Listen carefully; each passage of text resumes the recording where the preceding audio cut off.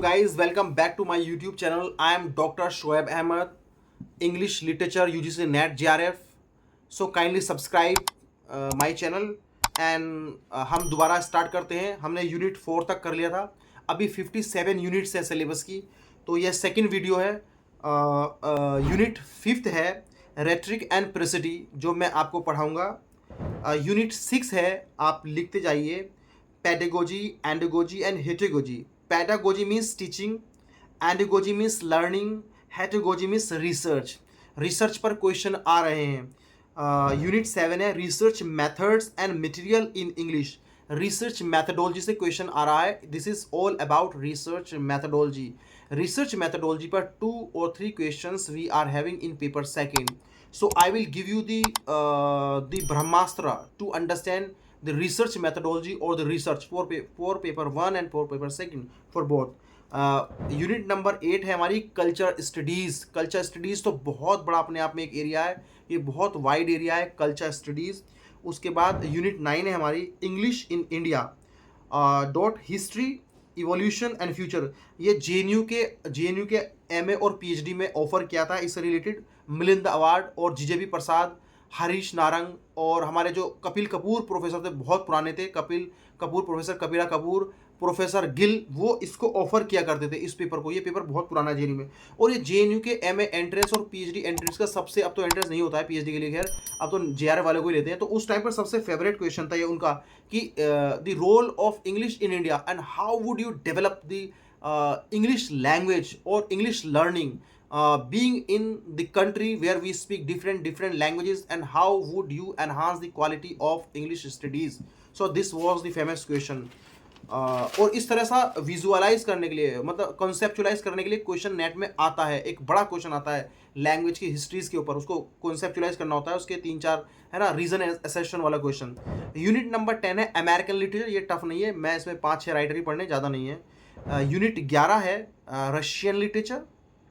Unit 12 है Greek literature. Greek literature में आपको जो पढ़ना है प्लेटो, एरिस्टोटल, यूरिपिडीज, सोफोक्लिस, स्किलस, एरिस्टोफेंस, यही पढ़ने हैं, इससे ज़्यादा नहीं पढ़ना है.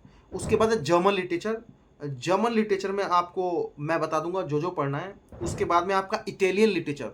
इटालियन लिटरेचर में क्या पढ़ना है आपको? Dante, he was born in 1265. Petrarch, born 1304. Giovanni Boccaccio 1313. Luigi Pirandello 1867. Italo Calvino 1923. Derrioffo 1926. Umberto Eco 1932. देखिए लूजी पिरेंडेलो और डेरियोफो बहुत इंपॉर्टेंट है. यूनिवर्सिटी के, दिल्ली यूनिवर्सिटी के सिलेबस में है, जामिया के सिलेबस में है, बीएचयू एएमयू के सिलेबस में, ये बहुत सारे सिलेबस में है. डांटे, पेट्रार्क, बोकेशियो, ये सिलेबस में भी है. और डेरियोफो को अगर आप पीएचडी कर रहे हैं तो डेरियोफो पीएचडी के लिए भी बहुत इंपॉर्टेंट हो सकता है, पीएचडी टॉपिक के लिए. Because he talks about revolution, he talks about education, he talks about student protest. His play Can't Pay Won't Pay, if you would read then you will find how he is talking about the modern capitalist society, capitalism, the new form of capitalism and how revolution take place.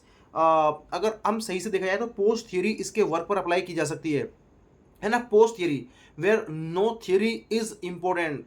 Without theory analysis, without to analyse a literary text without using any dried literary theory, literary jacket, literary baggage, that is what literary theory is. और Luigi Pirandello का आपका वही है 6 characters in search of an author, very important. So ये chronologically हैं सारे के सारे, आप इनको लिख लीजिएगा तो कभी क्रोनोलॉजी भी आ जाती है. उसके बाद है हमारा ऑस्ट्रेलियन लिटरेचर.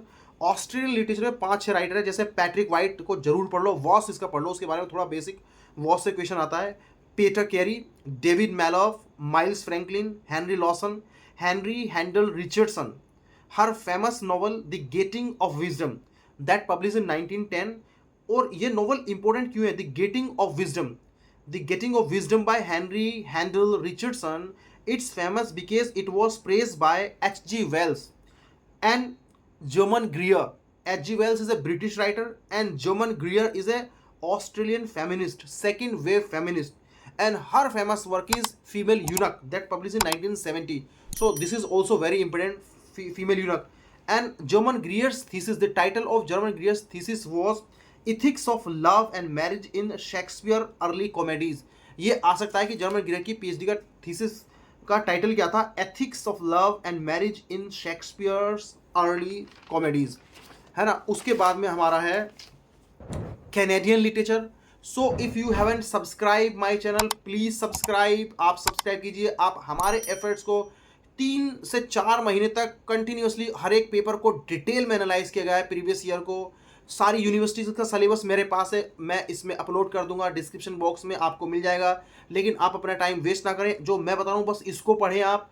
एक एक मिनट आपका कीमती है. अगर पढ़ सकते हो तो इग्नू का ब्लॉग दोबारा बता रहा हूँ, MEG1, MEG2, MEG3, MEG4, MEG5 को क्लोजली पढ़ लो. ऑनलाइन अवेलेबल है सारे ब्लॉग्स, क्योंकि उसमें बेसिक है जो कि 40% ब्रिटिश लिटरेचर आता है, आपको वहाँ से 25% क्लियर हो जाएगा.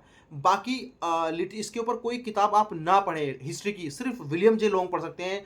उसके अलावा हिस्ट्री के लिए, ब्रिटिश हिस्ट्री के लिए कोई किताब मत पढ़ो. सिर्फ प्रीवियस ईयर सॉल्व करो और जो मैं बता रहा हूँ उसको उस हिसाब से पढ़ लो आप, है ना. So please subscribe and let's meet in the next video. All the very best.